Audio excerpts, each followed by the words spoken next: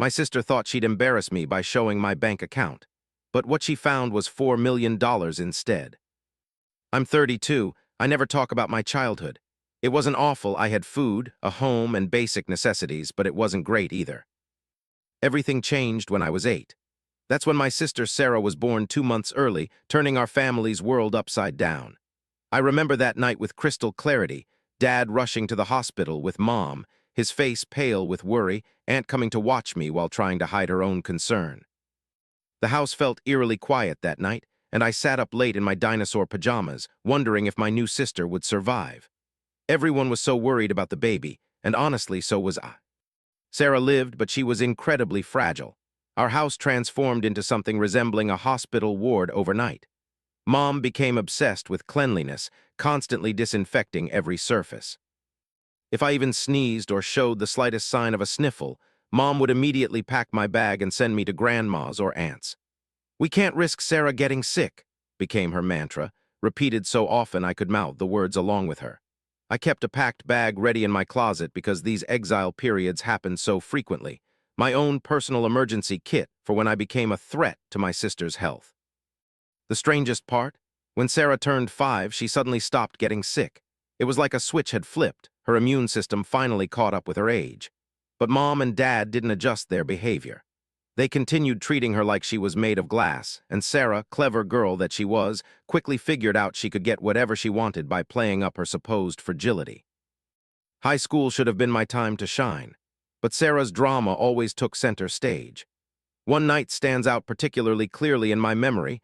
My chemistry teacher had stayed late for a parent-teacher conference, excitedly telling Mom and Dad about a prestigious science scholarship I could win. That's when Mom's phone rang. Sarah was crying at home because she couldn't find her favorite gel pen. Just like that, my parents left in the middle of a discussion about my future over a pen. My chemistry teacher gave me a look of such pity that I still feel the sting of it today. After that incident, they stopped coming to my events completely. "It's easier this way," they explained, not meeting my eyes. "Sarah gets upset when she sees other people's achievements." I earned a full scholarship to college, tuition, room, and board, the whole package. But at the celebration dinner, Sarah just rolled her eyes and said, "Whatever. Now you can move out and I can finally turn your room into my gaming setup." Mom and Dad barely reacted, as if I'd just announced I'd picked up milk from the store. College became my escape. I stayed in the dorms or buried myself in the library as much as possible, only returning home for obligatory family dinners where Sarah would dominate the conversation with endless tales of middle school drama and her special needs as a formerly premature baby. At 23, I landed a job as a junior manager at Thompson & Company. The pay wasn't spectacular, enough for a tiny apartment and the occasional cheap sushi splurge, but having my own space felt like heaven. I could finally breathe without worrying about being too loud or taking up too much space. Then I saw an advertisement for an investment course. It wasn't cheap, but I could afford it if I lived on ramen for a month. That course changed my life. The teacher, Dave, had this way of making complicated investment concepts feel accessible. He didn't just teach formulas, he taught strategy, psychology, and patience. I started small, investing a few $100s in tech stocks. I studied the market obsessively, took more courses, read everything I could get my hands on. My first big win came from a small AI company nobody was watching. I turned $500 into $5,000 in 3 months. Then a biotech company tripled my money. I was hooked, but more importantly, I was good at it. Soon, my investments were generating more income than my day job. The moment I realized I could quit remains crystal clear in my memory. I quit that afternoon, walking out of Thompson & Company for the last time with a smile on my face that nobody understood. I kept attending family dinners, sitting quietly while they praised Sarah's every move, my investment app quietly making money in my pocket. "Leo, you're still at Thompson's, right?" Mom would ask absently, not really interested in the answer. "Yep, same job," I'd reply, not mentioning that I'd quit 2 years ago and was making more in a day than I used to make in a month. Sarah got accepted into Carleton University, where the tuition costs more than most people's yearly salary.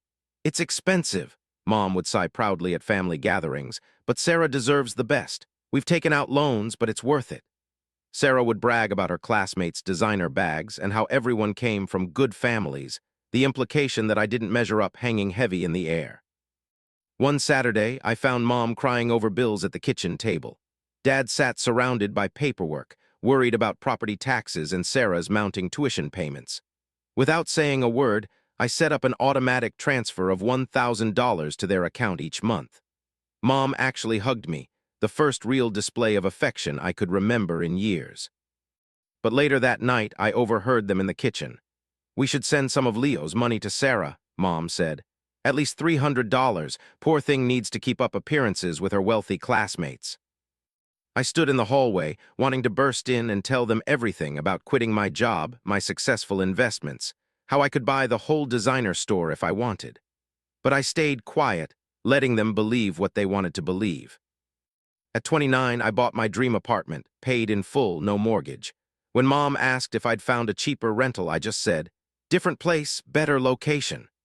She warned me not to spend too much on rent, completely unaware that I managed millions in investments and owned the place outright.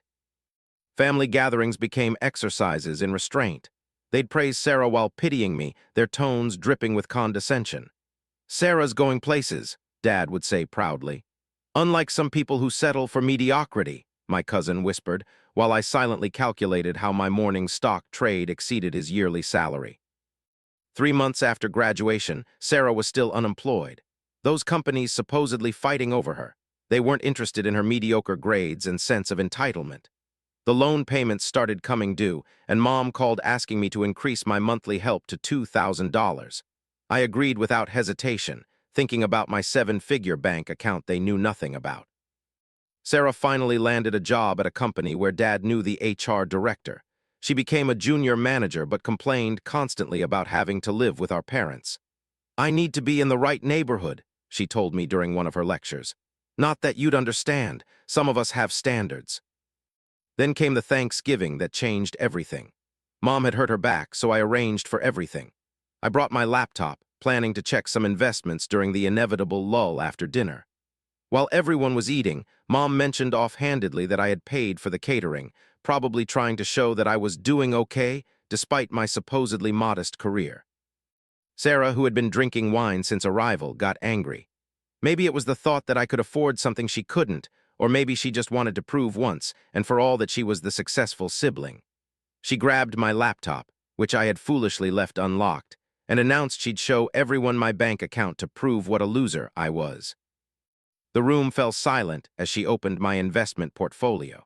The number glared from the screen, $4,437,892.16. Sarah's face was drained of color. She blinked repeatedly as if the numbers might rearrange themselves into something more believable. My aunt leaned forward, adjusting her glasses. "There must be some mistake," she said slowly. "Leo's a manager at Thompson's." "I haven't worked there in years," I admitted, my voice steady despite my racing heart. "I quit investing full-time. I studied, learned everything I could, and got really good at it." The silence shattered as Mom exploded. $4 million, she shrieked, her face turning red. "You have $4 million and you've been letting us struggle with Sarah's loans, with the house payments." I couldn't believe what I was hearing. "Struggle? I send you $2,000 every month. Your sister has student loans," Mom screamed, gesturing wildly at Sarah, who sat frozen, still staring at my laptop screen. "We have bills. How could you be so selfish?" That's when I lost it. Years of being second best, of being ignored and dismissed, all came pouring out. I reminded them how they never saved for either of our colleges, how I earned a full scholarship while they took out massive loans for Sarah's private university, how they'd hidden my achievements to protect Sarah's feelings while celebrating her every minor accomplishment. Sarah finally found her voice. "You've been lying to us," she accused, tears streaming down her face. "Living in your fancy apartment while I'm stuck at home, pretending to be just getting by while you're secretly rich." "Rich," I laughed, but there was no humor in it. "I worked for this. I studied, I took risks, I made smart decisions. While you were complaining about not having designer bags, I was learning about market trends and investment strategies." Mom demanded I start giving them $10,000 a month, saying it was my duty as their son. I grabbed my laptop from Sarah's slack grip and told them my duty ended when they decided Sarah was the only child worth caring about. I walked out to a chorus of protests and accusations. The messages started before I reached my car. Angry demands from Mom, guilt trips from Dad, bizarre threats from Sarah about exposing me as a fraud. Mom took to social media, posting long rants about her heartless son who abandoned his struggling family despite having millions. Family friends I hadn't seen in years suddenly had strong opinions about what a terrible person I was. That was the last straw. I canceled the monthly transfers and blocked them on every platform. When they tried to force their way into my building, I put them on the Do Not Admit list. The doorman told me later that Mom had thrown quite a scene, screaming about her rights as a mother while Sarah sobbed dramatically in the background. The aftermath was both exactly what I expected and somehow still surprising. Extended family members I barely knew started calling, some demanding money, others offering to mediate the situation. Sarah's social media became a stream of passive-aggressive posts about toxic family members, and blood isn't always thicker than water. Mom joined every family drama Facebook group she could find, sharing her version of events, carefully edited to paint herself as the victim of her ungrateful son. Dad tried a different approach, sending long emails about family loyalty and how he had always supported my dreams, conveniently forgetting all the times he dismissed my achievements in favor of Sarah's latest crisis. The final email included a detailed breakdown of their debts, including Sarah's student loans, as if presenting me with an invoice for my existence. Now I'm looking at houses in other states, researching places where I can start fresh without the weight of their expectations and entitlement. Some might call it running away. I call it setting boundaries. They had years of chances to treat me like family, to show me I mattered as more than just a backup plan or an ATM. Instead, they only saw my value when they realized I had money. Sometimes the healthiest thing you can do is walk away, even from family, especially from family. I've learned that family isn't about blood or obligation. It's about respect, support, and genuine care for each other's well-being. My parents and sister showed me who they really were, not when they thought I was struggling, but when they discovered I was successful. I've started seeing a therapist to process everything, and she helped me realize something important. I'm not responsible for their happiness or financial security. Their problems aren't my problems to solve, especially when those problems stem from their own choices and behavior.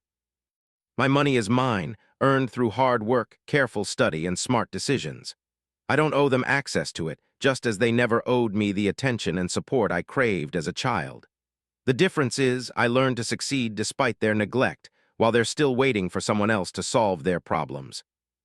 As I write this from my apartment, looking out over the city lights, I feel a mixture of sadness and relief. Sad for the family relationships I'll never have, but relieved to finally be free of the obligation to pretend everything is okay. Sometimes the most valuable investment you can make is in your own peace of mind, even if the cost is letting go of toxic family ties.